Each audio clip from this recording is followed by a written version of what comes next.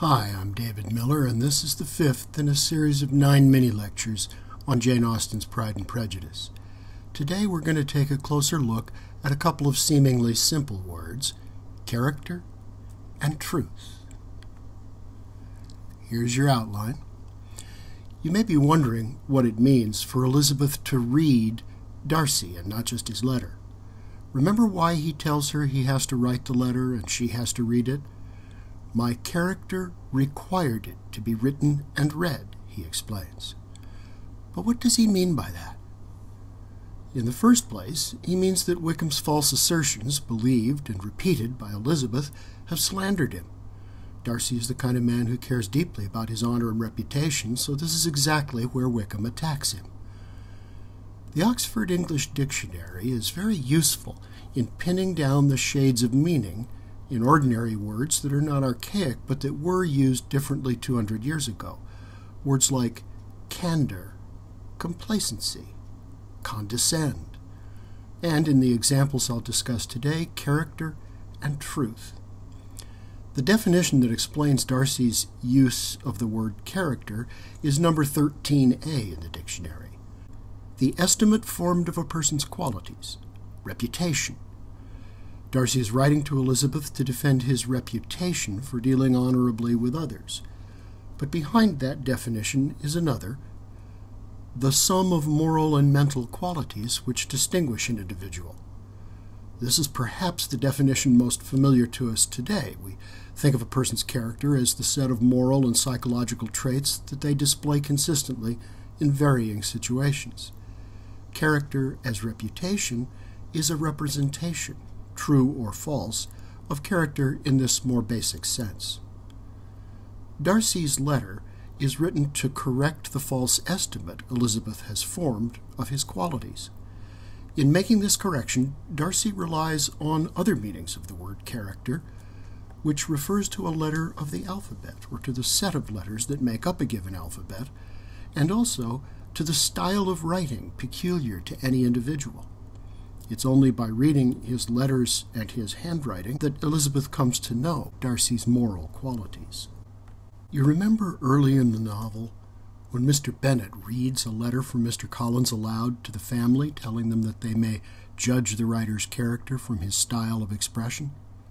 That comic scene foreshadows the far more serious act of reading on which the plot of the novel turns.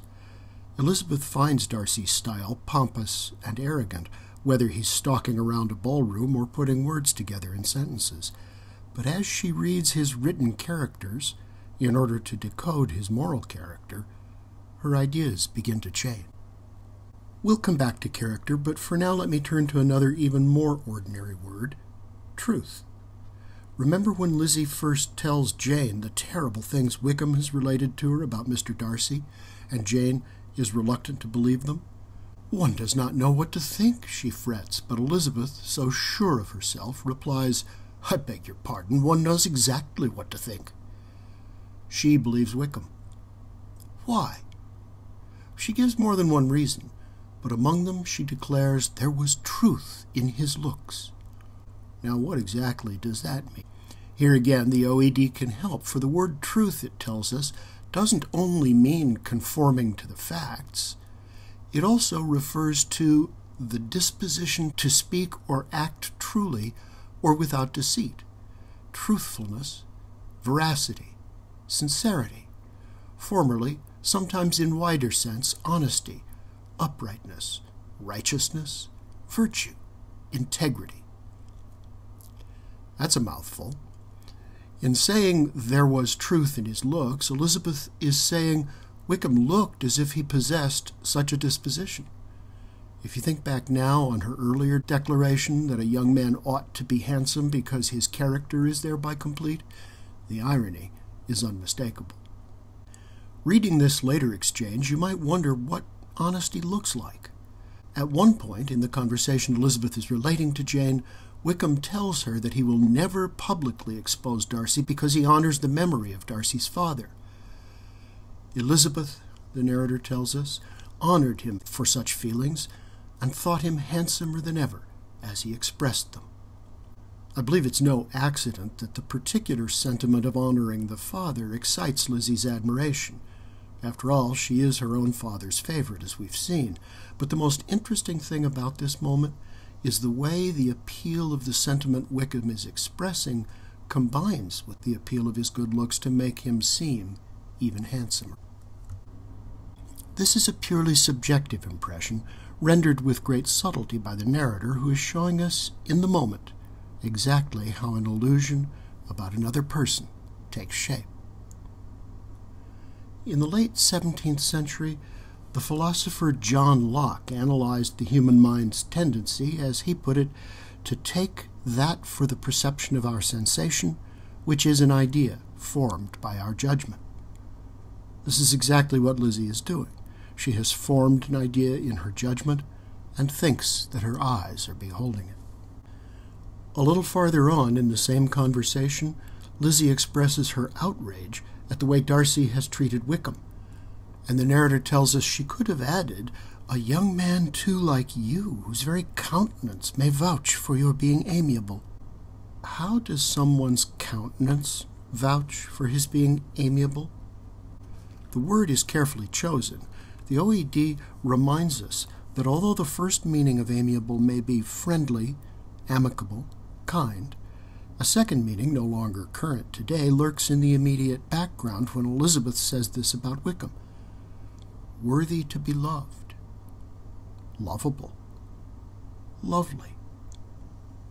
To vouch for something means to guarantee its truth. How can a countenance, a face, and the expression we see in it, do that? Unless we are doing what Locke describes, projecting our ideas into the scene before us and thinking we behold them there. Elizabeth, slighted by Darcy and flattered by Wickham, transforms her desire as she listens to Wickham's story into the truth she sees in his looks. This is the illusion she must undo by learning to read backwards from the appearance of truth to its origin in desire. In an earlier scene, we see a much less subtle version of this illusion, related in satiric tones by the narrator. At the first ball in Meryton, the narrator tells us, Mr. Bingley made a good impression, but his friend Mr. Darcy soon drew the attention of the room by his fine, tall person, handsome features, noble mien, and the report, which was in general circulation within 5 minutes after his entrance, of his having 10,000 a year.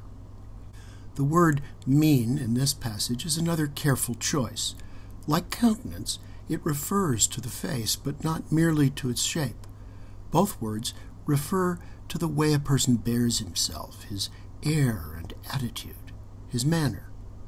That is, they refer not just to his features, but to the combination of feature and expression, as these seem to convey what we have learned to call character. You can tell the narrator in this passage is making fun of the people at the ball for being impressed by Darcy's wealth, for if we read backward, we get a pretty good sense that the handsome features and noble mien which come first in the sentence are largely a result of that report about his income which concludes the list of qualities by which Darcy attracted attention. The gentlemen pronounced him to be a fine figure of a man. The ladies declared he was much handsomer than Mr. Bingley, and he was looked at with great admiration for about half the evening. Sure enough, the sentence that it tells us he was admired for about half the evening continues, till his manners gave a disgust which turned the tide of his popularity, for he was discovered to be proud, to be above his company, and above being pleased, and not all his large estate in Derbyshire could then save him from having the most forbidding, disagreeable countenance, and being unworthy to be compared with his friend.